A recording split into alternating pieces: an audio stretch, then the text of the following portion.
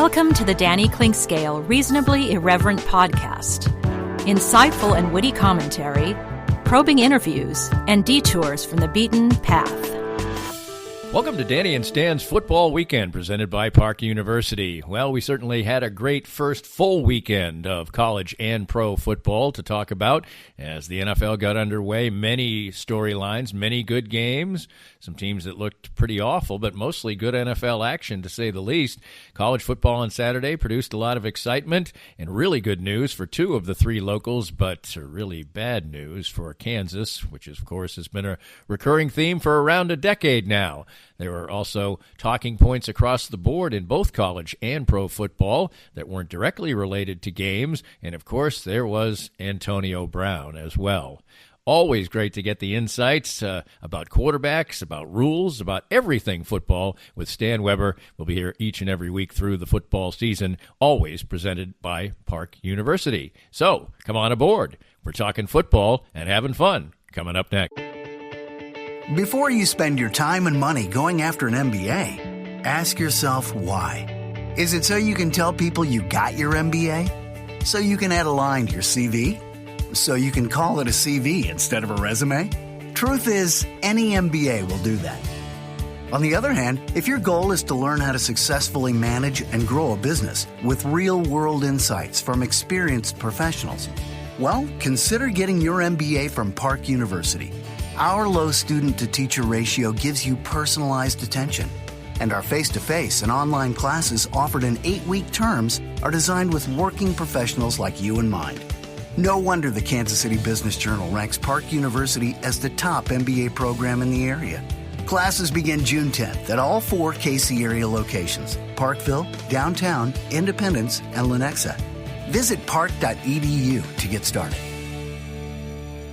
I was duped, and I recommend you be next. For better or worse, the ultra-realistic impression of me sits now in my wife's office to spook her on a daily basis. So what is Doob? D-O-O-B. It's the keepsake of a lifetime, a 3D-generated, incredibly lifelike figurine. 66 cameras take an image at exactly the same moment in any pose, and state-of-the-art 3D technology transforms that into exact replicas of you, anyone you know or love, a pet, whomever is close to your heart. Create lifetime memories with a Doob. Visit their Facebook page at Doob 3D Kansas City, or better yet, see their incredible creations. Visit their location down on the plaza in the heart of it at 231 West 47th Street in KC Mo. Doob, be next. Get a refreshing change of your expectations of a sports bar and restaurant at the 23rd Street Brewery in Lawrence. Matt Llewellyn's welcoming spot at Clinton Parkway and Cassold covers all the bases, like their own handcrafted beers and all the televisions you need for great sports viewing, but it's the large, varied, and delicious menu that stands apart. From a favorite of mine like the awesome ahi tuna appetizer to great sandwiches, outstanding pizza, and truly fantastic entrees, the 23rd Street Brewery has it all. Matt and his friendly staff make it that much more enjoyable. Food until 10, fun until late. The 23rd Street Brewery is a can't-miss stop when you are in Lawrence. And Stan Weber, it's our first full weekend of football, concluding with last night's Monday Night Football doubleheader. That's why we're here on Tuesday. Wanted to get the full feeling. Ordinarily, if it wasn't the Chiefs playing on Monday Night Football, we'll do this on Mondays. But with 2 AFC West teams playing and 2 significant teams also playing, I figured it was good to get the full feel of the college and pro weekend. And, of course, job one, priority one, everything one right now in Kansas City is the Kansas City Chiefs. The world just stops. I was at a charity golf tournament yesterday, and certainly the items that had anything to do with Patrick Mahomes were the ones that were drawing the most attention. I saw a helmet. Last bid I saw was for $1,200, which is good for the Welcome House charity that the golf tournament was associated with. And the Chiefs certainly lived up to the billing. We'll get into some of the aspects that weren't so great, although there weren't many. But certainly, especially when all hands were on deck at the beginning against a defense that's supposed to be a pretty good one at least, the Chiefs looked absolutely unstoppable. It was a new definition of excellence. When I saw an 8-yard gain, I felt like it was a stop at the line of scrimmage. The relativity, when you throw a ball to Kelsey and he's running down the field, he's got 20, 30, 40. Is he going to score? that seemed like a normal play. It's outrageous to see double-digit play after double-digit play for the Chiefs and all kinds of options. It's not just one guy, not one just type of play. It's everything looked good. So the Chiefs' offense is just off the charts with the weapons they have. Patrick Mahomes, even when he has all kinds of distraction, and he got hit a lot, so you should be worried about Patrick Mahomes, but even when he was getting whacked from all different sides, he still just concentrated and delivered a perfect ball. Now, you don't want to see him get hit, but it's magnificent, Danny, to see a quarterback able to do that. I mean, most quarterbacks, you get around their feet, bump their hip, it's all over. It's interception time, it's duck, take a sack, hope you don't fumble. And you see Patrick Mahomes' face, he is concentrating downfield and delivering a perfect ball as he gets cut in half. It was amazing. And Andy Reid just continues to draw up new plays. And the Chiefs were willing to play in the preseason. There were a number of teams that just did not look like themselves for a while, and some for the whole game in the first game. The Chiefs are willing to be ready to play at the start of the season, and we're hitting on all cylinders offensively. It was a show. If you don't have a great interest in football, but you kind of like sports and doing things with your friends, the Chiefs have got to be sucking people in by the hundreds. Because how much fun is it to watch football when they're playing? Obviously, there were two concerns there in the game. Tyreek Hill goes out, and he's going to be out at least a while. They say there'll be no surgery involved. But anytime a guy starts missing any games in football, I just stop listening to the team and their assessment of when the player is going to come back. So let's just say it's indefinite right now. Now people will say, oh, that's overreacting. Well, it seems like he's at least going to be out, 3 to 5 weeks. But they seem to not miss a beat, and that included the fact that Patrick Mahomes was basically hobbling around on a bad ankle. He was good enough to be able to stand there and throw the ball, but any of the other, ancillary things and ad-lib things were sort of taken out of the package. And yeah, they slowed down a little bit, but they were going to slow down anyway because they were way ahead. But still, analyze just the difference that Tyreek Hill being out is going to make. And even though the Chiefs are probably going to be fine, it's got to take them down maybe at least 10%, doesn't it? You would think so. I mean, I'm a big believer that Tyreek Hill creates more fear in defenses than anybody else. There was the early play where they put Tyreek Hill in motion, and he goes 3 times faster than everybody else in motion. If you're playing a video game, it's the fast forward, I guess. I mean, he zips from the backfield out to the side, ball snapped, and the linebackers literally don't watch Mahomes and what's going on. They start heading that direction. I mean, he can take people with him, and they are concerned where he might get the football, and it opens things up for everybody else. That's the natural statement. I mean, I think it is an important point, but not nearly as much as last year, because LaShawn McCoy is a big addition as a breakaway guy who can make plays. He doesn't need a lot of room, looked completely comfortable. Has he hit a wall? I don't know. But Sammy Watkins is a player that I loved 3 or 4 years ago. I mean, I thought he was a dynamic difference maker in the NFL, and was a little disappointed last year when he looked a little bit thick, and he was still a fine receiver, but not a dominant, pay me $15+ million, I'm going to take over the game type of guy. He just didn't show that way last year for the Chiefs, but this year he looks like a superstar that he was paid to be, and that he was before he got to the Chiefs. He was the main man, and for him to step up makes a giant difference. So right now, I think they can handle a little less Tyreek Hill, him not even being on the field because of the Watkins stepping his game up. McCoy is very dangerous. He looked way better than Damian Williams. I'm just a big fan of his. I mean, running backs hit a wall, and I respect that fact. Didn't look like it in that game. But no. I don't expect it to happen. I don't look at last year's Buffalo performance. He had a rookie quarterback. He has a place that's not playing great football, and it takes a little vigor from his game. This guy's an excitable action player, and when things are going positively, he can triple that. When you just need him to do it down after down after down. I mean, even Barry Sanders had negative runs when Detroit wasn't very good. He'd bust one, and we saw it in the highlights, but he had a bunch of negative runs. It's that kind of player that he is.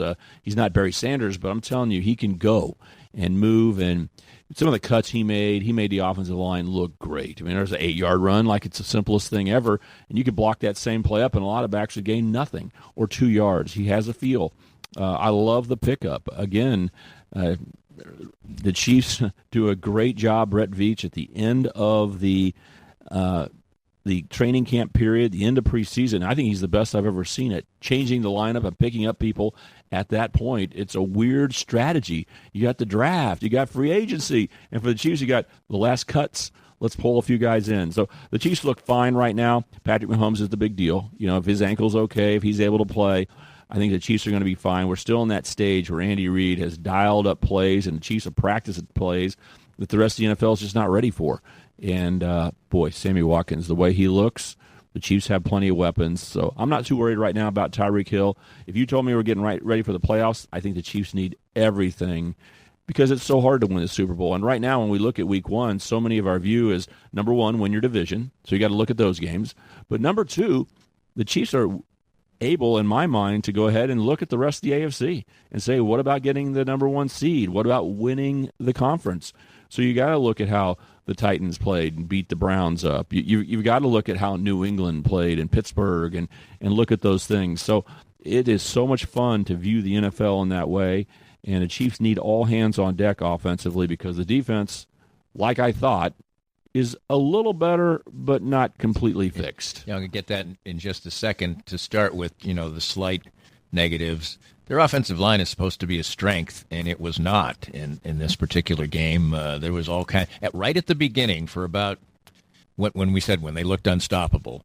When Mahomes had time in the pocket, it was ridiculous. It was like a video game. But that only lasted a couple series, and after that, he was under duress the whole time.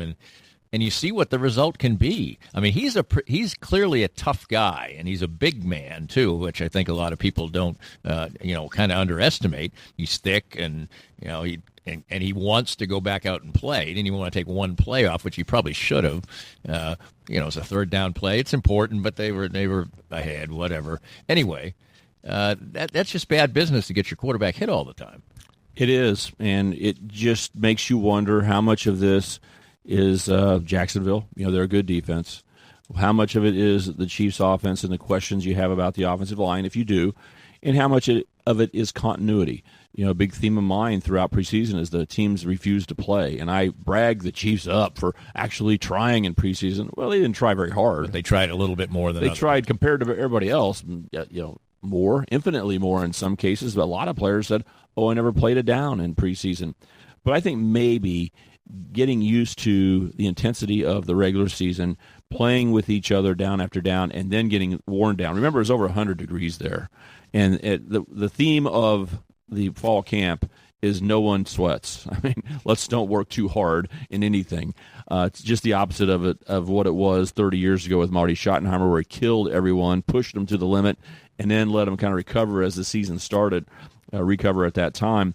Right now, they haven't been pushed. So to go out there series after series with the heat and all of that, I think we're going to see a natural improvement from the offensive line. I don't think this is a fair game to evaluate because, like I said, we've moved preseason partially into the regular season, and I'm hoping that's one of the explanations on the offensive line. Here I am giving them a break. I'm not going to give the defense the same break because supposedly they should have the same thing, but I'm not quite there yet. Yeah, and a lot of people seem to be a little bit there. I think naturally here I'm going to give a slight pass, although I don't want reportage from my brethren in the media to be tainted with fandom. And I think we are, because the Chiefs do have such a great chance and this town is swept up in it. I think people are afraid of being, it's perceived as negativity. I didn't think the defense looked better at all. Okay, they made one important play, which that was all they were going to have to make. I mean, once Jacksonville doesn't score on a drive, basically the game's over. And, they come out and Jacksonville's driving down the field to pull within one score at the start of the second half. They put up 230 yards in the first half, mostly with a backup quarterback, sixth-round draft pick, and two backup tackles.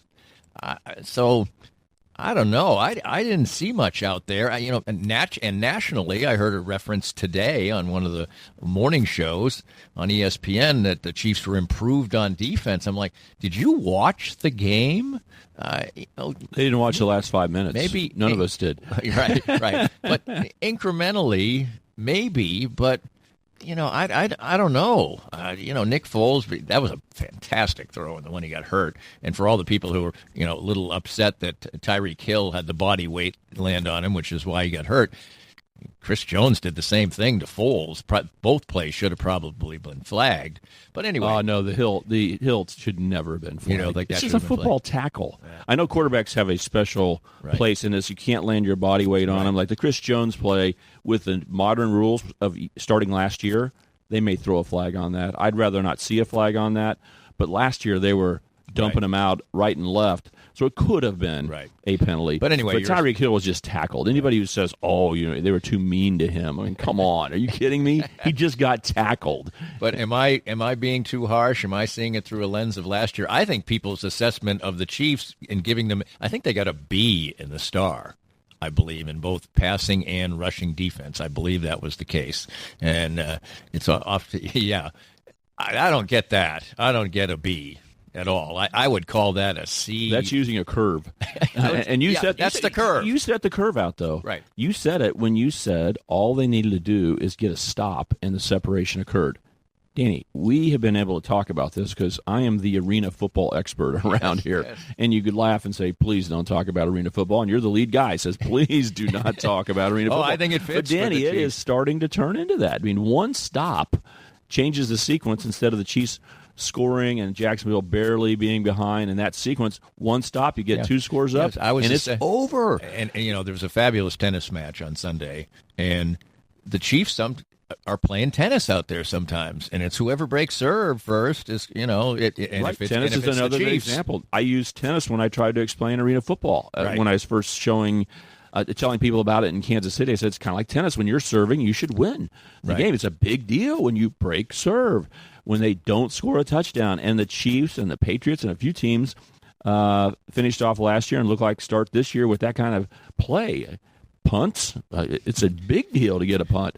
So I think the curve, getting back to the defense, is the big thing, that the Chiefs' defense did enough in that game to allow separation, but it's all about the offense. They put up 40 points. Right. And Tyreek Hill was hurt much of the game, and they didn't have their foot on the gas pedal quite as much, and Patrick Mahomes couldn't move, and they just said, just throw from the pocket quick. It's about the offense. Now, where are we with the defense? I do think that your position is a little more extreme than it has to be because there were aspects of the defense that looked better. Here's the basic one. If you go back and watch the tape, Danny, just watch a running play. Right. Here's a running play, and Leonard Fournette is trying to take it off tackle a little bit to the outside. And as you see the play unfold, you just don't see guys mowed down.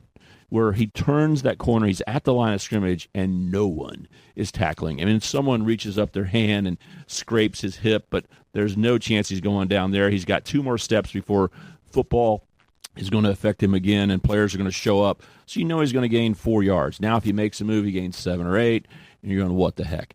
I didn't see that. There were times where there was a red jerseyed wall, and there was really nothing there, and he moved and fell forward for 1 yard.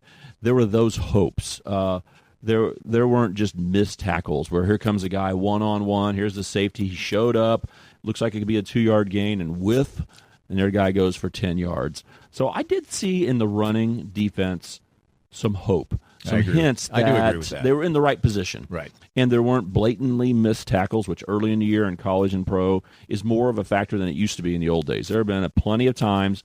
How many times in yesterday's game on Monday Night Football did it look like Kamara of the Saints was going down? I mean, the defender was there, but they're almost scared to tackle him too hard. So they kind of just push him toward the ground, and the guy stays up and runs another 15 yards. It's hard to tackle right now when you haven't practiced it. They're worried about hitting people too hard. They get fined. These defensive players get fined when they get these penalties and hit somebody too hard. So it's a weird phenomenon right now. So I thought the Chiefs did show some improvement there, but overall, what would you rate last year's defense? I mean, just give them your grade overall for the season. D+. D+. Okay. So I think they did move into the C range, and with arrows pointing up to C+ or B-, but nothing like everyone said, that now that Sutton's gone, all the problems are gone. Now that we've got a few new players who've come in, it's all fixed. I don't think that at all. I've never wavered from that all summer long. We've talked about it, Danny, on air, off air. Chiefs have a chance to be a better defense. I like hitting the reset button. Spagnuolo's not a bum, but he's not a defensive whiz that's going to turn teams upside down. He hasn't done that in his career, in my opinion. I mean, he was involved with some good defenses, but make a long story short, I think we can be a little more positive, but we're moving from your D+ into the C range with a chance hopefully to go B- or B. But when it's all said and done, a B- will be good enough. B or B- is the best I could get out of this group, in my opinion. I thought Jacksonville brings a 6th-round pick in, and he just keeps moving the ball right down the field. So it was not a stellar performance on the defense and doesn't give you all kinds of hints to say, here's my excuse that they're going to be fine. For instance, Damian Wilson popped the ball out on a fumble. Yes. This is a luck play. That wasn't. It's great to have it, and as a Chiefs fan, you go, we win the game. When the ball was laying there and a Chief fell on it, I go, game over. And it was the analyst, Dan Fouts, said there should have been 2 penalties on that play. Yeah. but it was not, this is not some safety making a great read and making an interception. Like, whoa, do not throw the ball around that guy's area or you're going to get it picked off. He's just covered a whole third of the field. Nothing like that. It just was a normal football tackle, and the ball happened to come loose, or he chopped down on the ball, but he could chop down on the ball 100 times and it not come out. First fumble of Fournette's career. Right. So it was a very fortunate play for the Chiefs. You can't take it away from the defense. That's all they need to do, right, in this curved grading world. But no, I did not see any dominance out there. It's going to be fun to see the defense develop. The offense, are you kidding me? It is off the charts. Absolutely. Just references into it. Yeah, we had a very entertaining night of Monday Night Football, and the Raiders look pretty good. I mean, but the Broncos may be very bad. Any danger factor? You always talk danger factor. Any danger factor at the Coliseum this week for the Chiefs? Well, sure. I think because, first of all, it's the pros, and I always give teams chances. The Chiefs are on the road. Give them another chance. It's a rivalry. Up the chances a little bit more. Gruden has... Gruden's a little bit like Les Miles at KU, that the teams aren't any good, but if things go well, everyone will believe times 3 or 4. I mean, the mentality of the program, the players, is that we're good, and I think that's what Gruden brings. I don't think he's a dominant coach at all. And I don't know if he ever was. He's a great personality, right. But I didn't think when he went to the Raiders, you and I talked about it on the air, I didn't think he's going to turn the world upside down. But when things go well, it feels comfortable to walk in the room and go, why can't we win with this guy? So I think the Raiders are bursting with confidence right now. They love the fact that they're able to say Antonio Brown, Hard Knocks, that whole scene can be put behind them. Right. Because I talk about this often. It's on the field, Danny. Right. That's what mattered. And they look good enough. Carr looked great. His receivers didn't drop footballs. They look like, they're not super weapons, but they did what they're supposed to. The quarterback knew where he was going. And I think Gruden had a very good game calling plays. I mean, his third down play calls, including trying to run out the clock at the end where teams really have a problem. Even Andy Reid's not perfect at running out the clock at the end. When Kareem Hunt was here, he'd hand it off to him. But usually you end up having to punt that last time and watch and see if your defense could hold on. Gruden on 3rd and 8 dials up a play, down the line throw last night. It's late at night. I'm not sure if people were watching still the second Monday Night Football game. But it's a great call, great execution. So the Raiders aren't as good as the Chiefs, I don't believe. And I think the Chiefs are going to win. I'm not real worried about the game. But I do think they found a running back who had over 100 yards and 2 touchdowns in a ball game, and in his debut, that doesn't happen very often. The line didn't look like a sieve. Main thing is Carr looked hot and comfortable, and a good quarterback can make a big difference. So Raiders defense, I don't think, can hold up against the Chiefs. It's going to turn into Arena Football League game, and who's going to blink first? I think the Raiders will blink first. A couple quick talking points here before we move on to the college game. Antonio Brown. My sense is that it's going to work, but Antonio Brown has really done some crazy stuff this offseason, even crazier than this. Now, there is the thought that once he went to Oakland and he saw what a blank show it was, that he really just kind of talked his way out of there, especially once he wasn't really going to get all his money. And there seemed a bit of an inevitability to that fact that he was going to go to the Patriots. To me, I think it's going to work for 1 year, and then the Patriots are going to walk away. What's your sense of it, and is it this maybe the biggest test of the Patriot way? This is such an interesting subject across the board. First of all, Antonio Brown and Mike Mayock, I think, is a story that at least I haven't had a chance to talk about before. He's a general manager, but he really is a broadcaster, a guy, who's at another level than me, but just got lucky. He really is not much different than if I would have got a national chance to do broadcasting. Right. They might have saw how I was into stuff, then realized, hey, if you become a draftnik, you can have a entree. Because he just was a color analyst to start out with. Right. Just a color analyst on a CBS, fifth game. Did a nice job. And then he got a break that people care enough about the draft, and they wanted another guy outside of Mel Kiper over on ESPN. So he became a draft expert, a football guy, and suddenly he gets promoted into being a general manager. Does he deserve to be a general manager? I don't know. This is a giant question mark. He was not trained, but he knows football.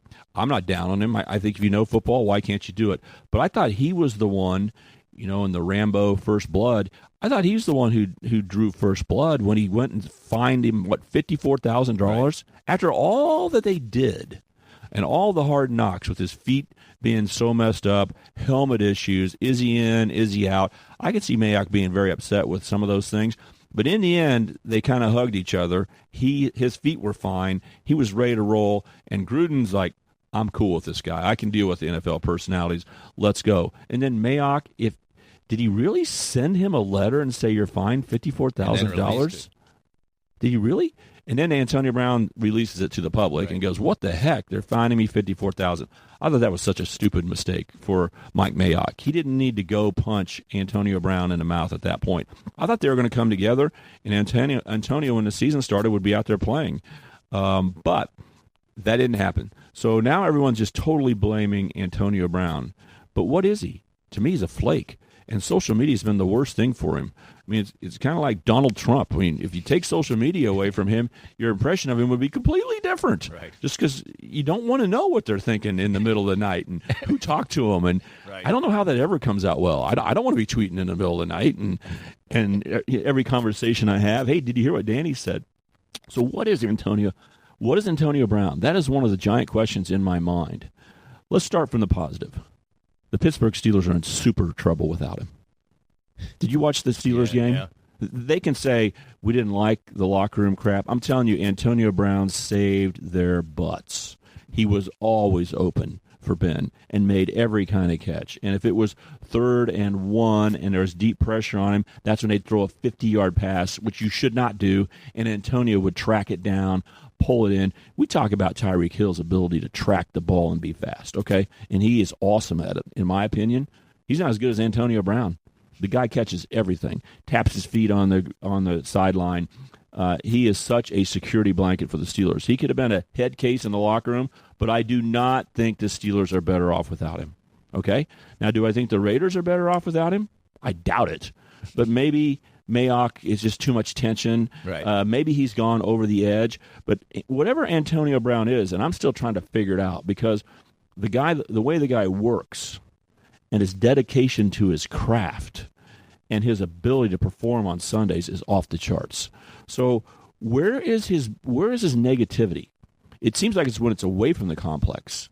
And I'm not sure if he's going to make it with the Patriots or not because Belichick will not put up with it. He does not want one secret out. So, one little video of here's what our locker room looks like might get him cut. Right. Because there may be some secret sign over here that Belichick right. says, we don't show our locker room.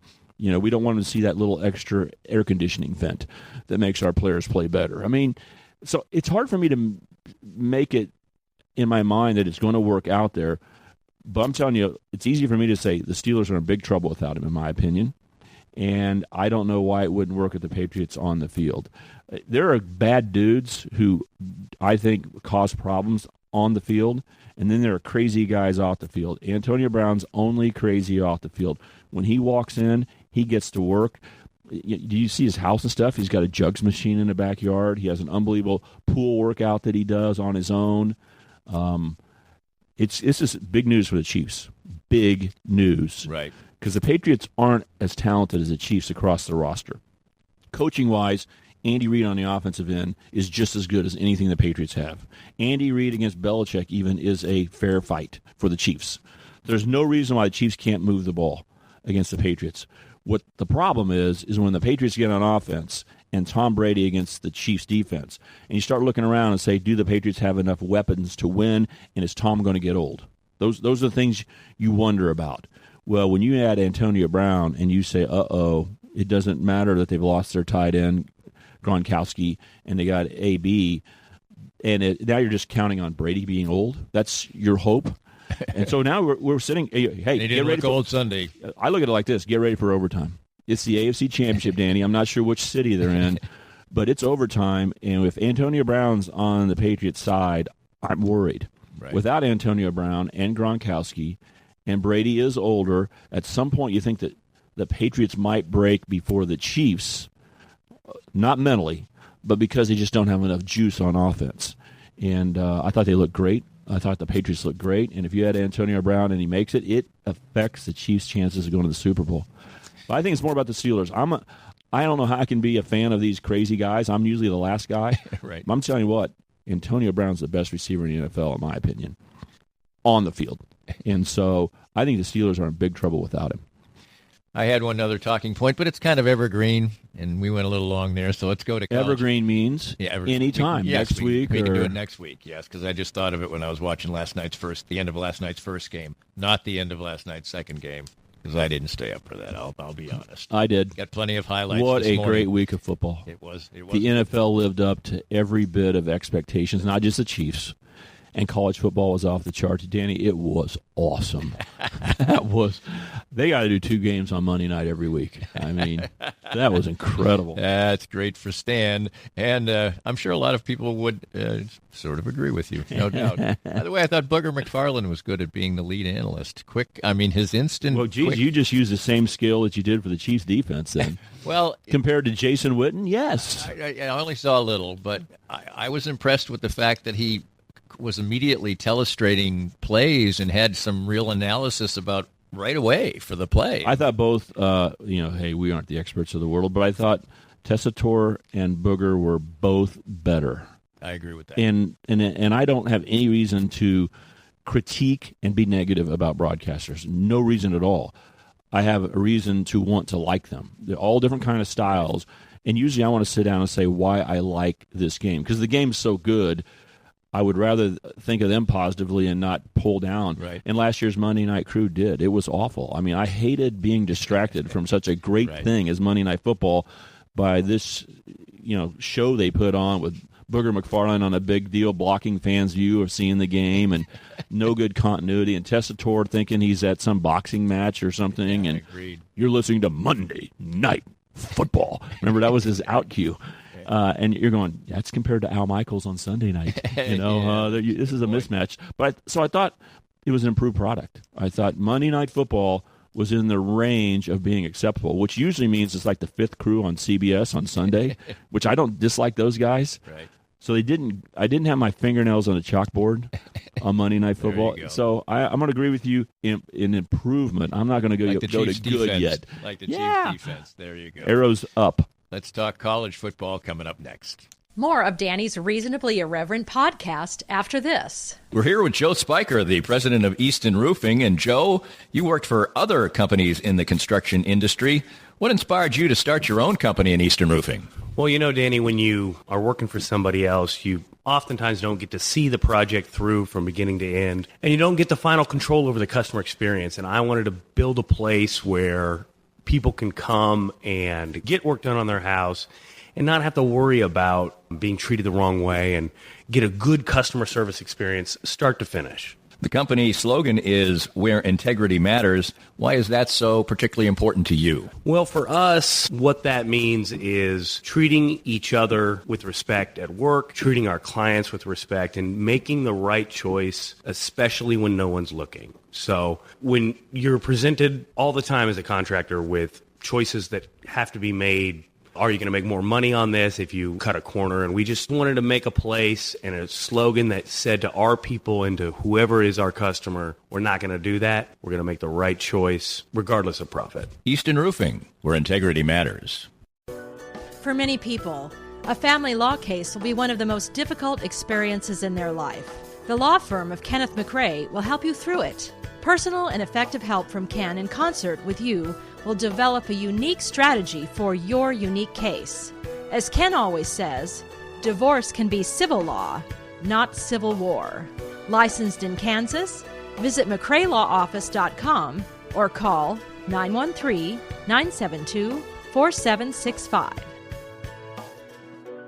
Looking for a truly unique escape from your normal entertainment or corporate team-building regimen? Stay tuned for an exclusive offer only for Reasonably Irreverent listeners. I'm excited to tell you about an extraordinary destination, the Exit Room, located in the heart of beautiful downtown Lee Summit. The Exit Room is a distinctive entertainment option that offers a cool alternative to the normal couples night out, family get-togethers, and corporate team-building events. The Exit Room is a one-of-a-kind boutique escape room catering to special occasions and corporate team-building events and is unmatched in the Kansas City metro. With 5 individually designed and varied escape room adventures, your party or employees can unplug from their electronic world, interact with one another, match wits, and ultimately escape the humdrum of the ordinary. The Exit Room adventures cross decades and centuries and create fascinating fun. I know the owners well. They are local folks, their staff is warm and friendly, their lobby is inviting and beautiful, and their adventures are award-winning. Check online. There are over 1,000 reviews, and note that they are a rare 5-star ranked business. Visit their website and Facebook page, and any of my listeners who books online at theexitroomkc.com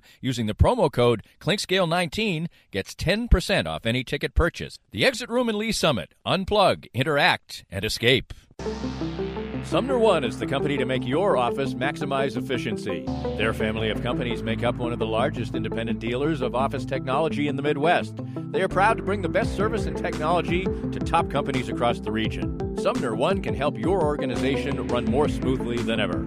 Sumner One printers, copiers, MFPs, managed print services, document management, infrastructure design, IT services, disaster recovery, and business continuity. Welcome to the one place where everything works. For more information, call Carl Little at 913-752-2256. Welcome back to Danny and Stan's Football Weekend, presented by Park University, and on to the college game.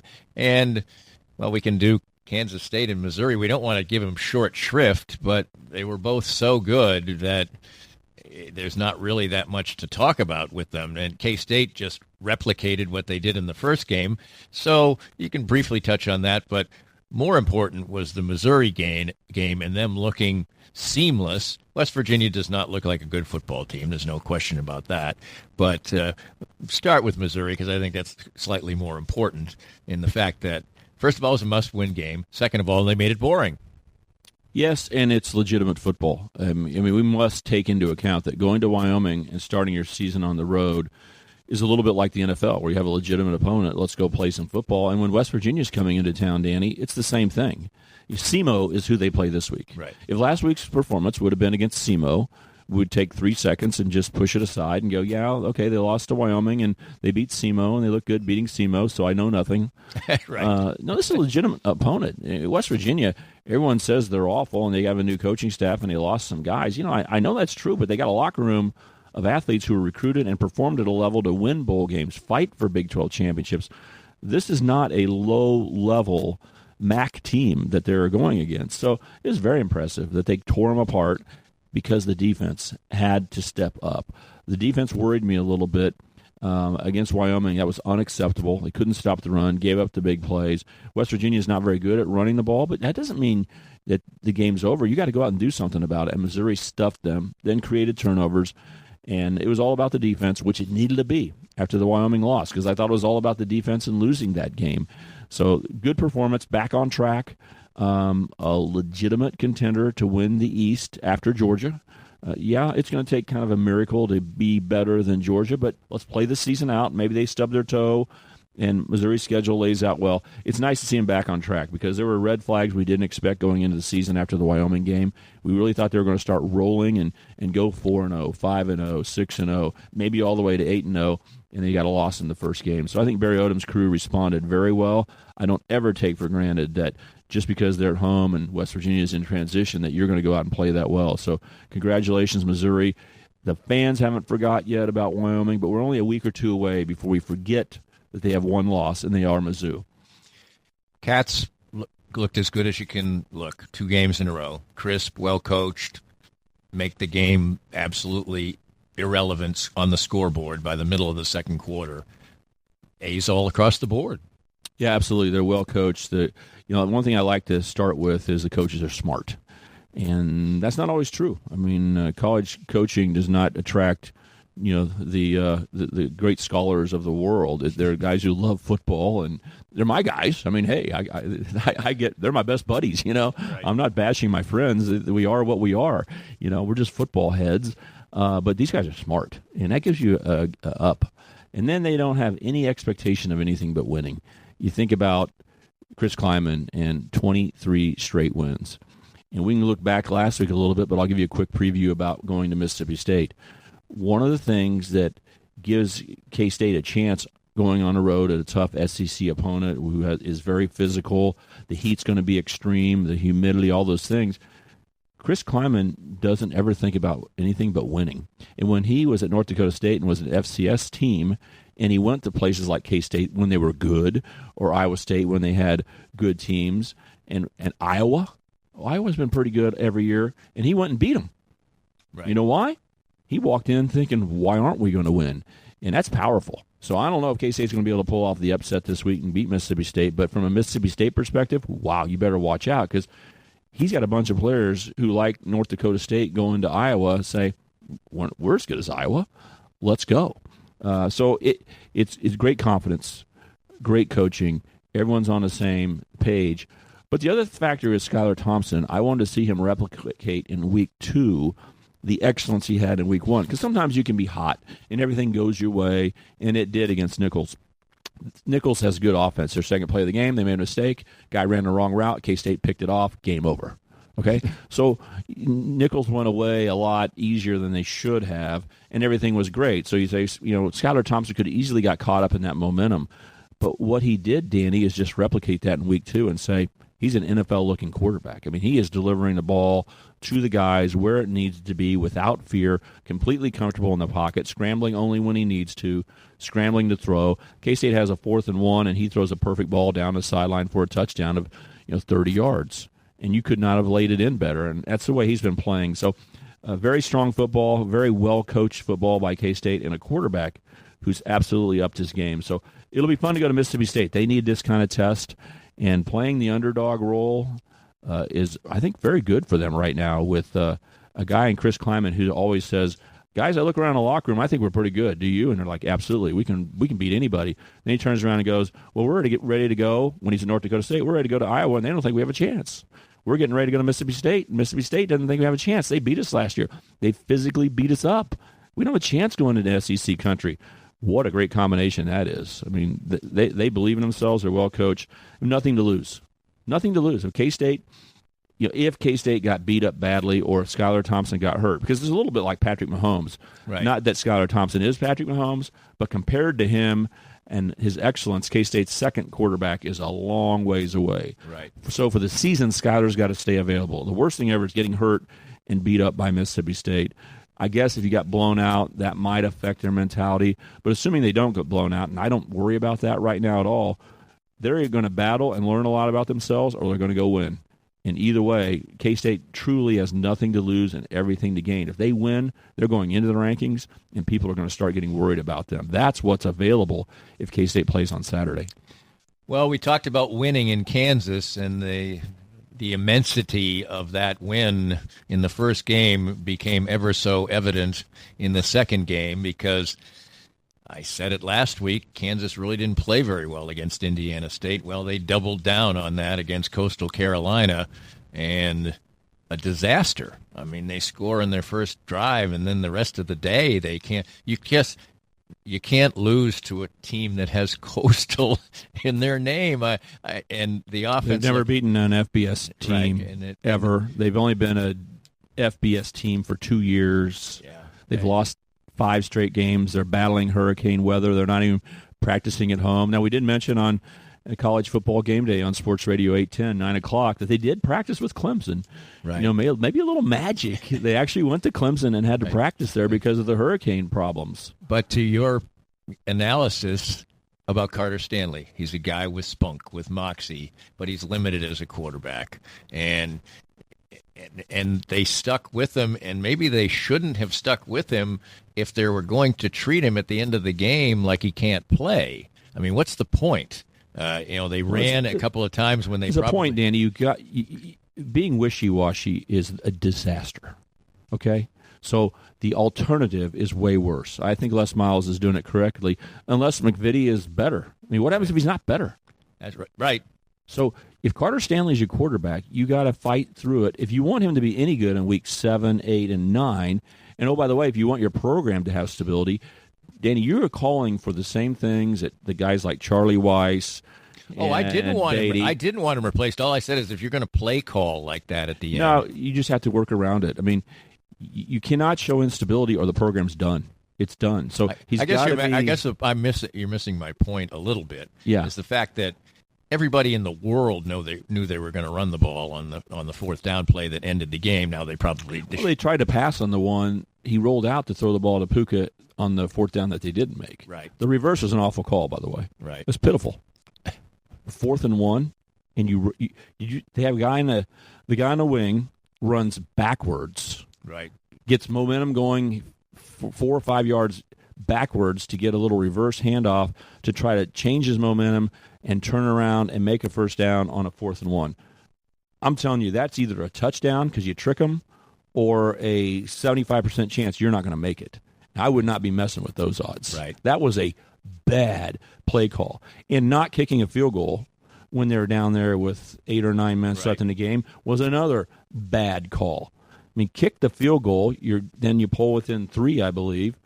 Were they 5 down or 6 down? Yeah, they were 5 down, so they would have pulled within 2. And get another field goal and win the game later. I mean, they panicked.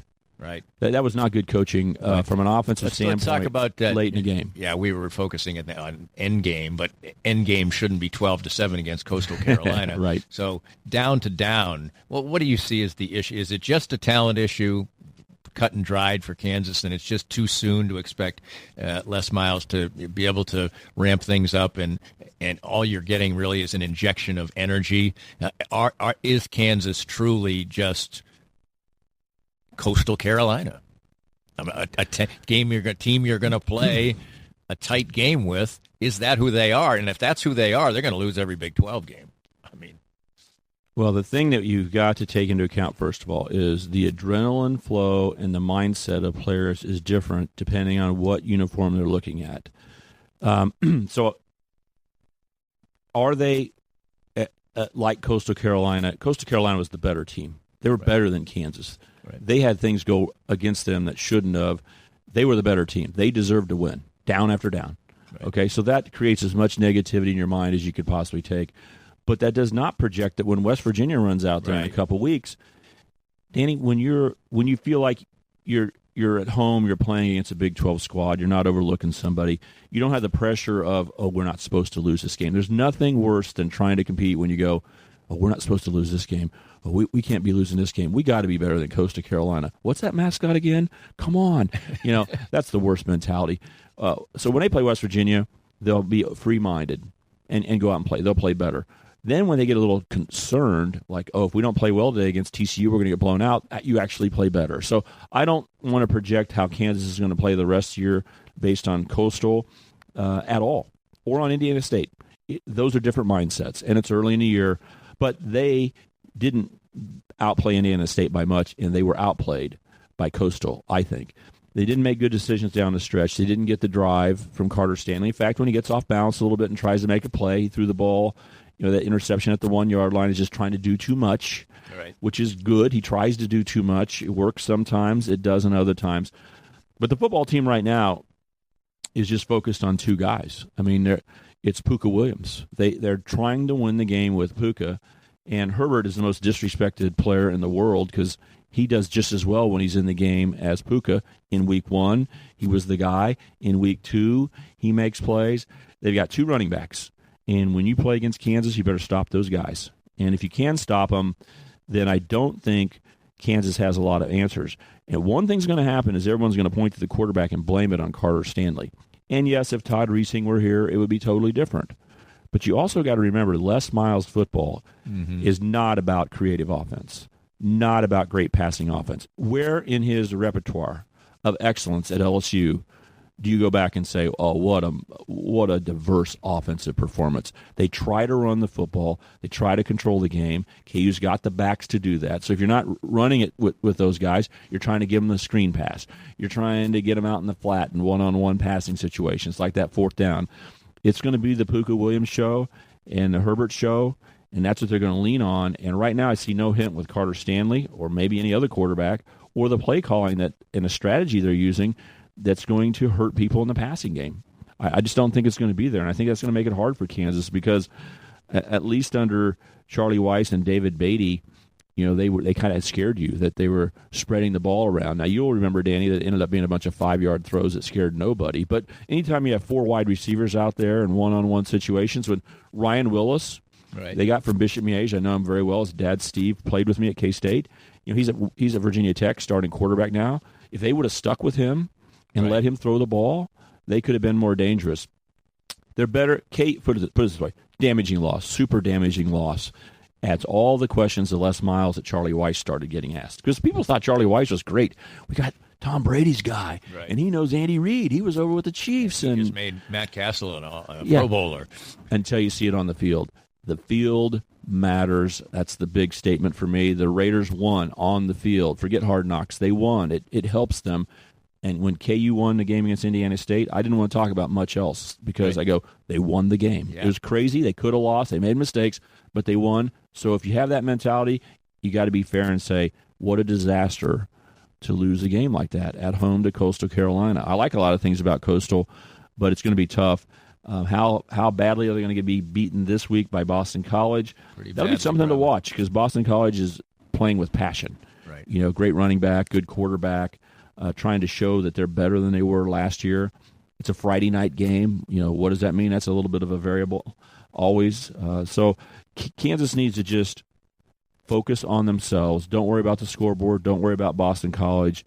Do what they do. Avoid the dumb mistakes and take whatever beating they get. I mean, if they lose 42-10 and they don't make mistakes, it actually could be a positive for West Virginia.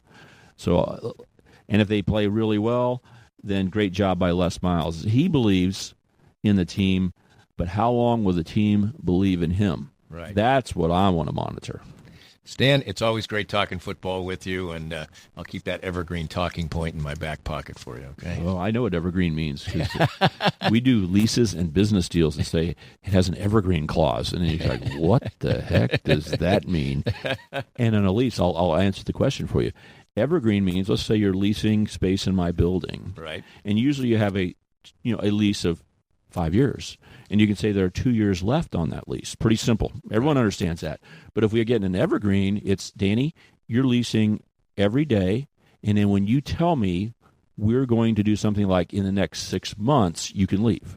But if you don't tell me today, the date keeps moving. It's 6 months. It's 6 months. So in September, you say, how much time does Danny have on his lease? And I would say at least 6 months because it has an evergreen clause. And then if 2 months later you haven't notified me that you're going to leave, you still have 6 months left. So there you go. I learned about evergreen in business. I thought, wow, that's a cool concept. And now Danny's using it right here in broadcasting. It's my third use of evergreen. Yeah, financial expert, Danny Clinkscale. That's right. You are a big-time businessman now. What's that website? It's right here, yeah. DannyClinkscale.com. People just found it, that's for sure. and they'll find us again next week. Hey, I don't have stuff named after me like that. I mean, DannyClinkscale.com. There you go. Stan Weber, it's a pleasure every week. And, of course, join us on Saturdays for College Football Game Day on Sports Radio 810 WHB as well. So double dose, previewing the college weekend and reviewing the college and pro weekend with Stan Weber. This podcast was made possible by our great sponsors like Easton Roofing, the presenting sponsor of Kansas City Profiles at the Danny Clinkscale Reasonably Irreverent podcast. Easton Roofing, where integrity matters. We hope you enjoyed the latest Danny Clinkscale Reasonably Irreverent podcast. Come back soon for something fresh and new.